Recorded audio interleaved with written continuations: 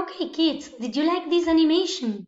What was the problem with the whale? Look, she got trapped on this net and she collected a lot of trash that was in the ocean. Look, and in one moment she couldn't swim because it was heavy. And look at all the plastic bags floating around all the animals. Look, plastic bags that can be very dangerous for many of the sea animals in the ocean.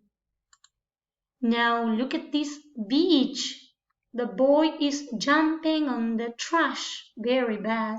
So remember that with 4Ocean, we are going to create the same bracelets they are preparing with reused plastic, you see?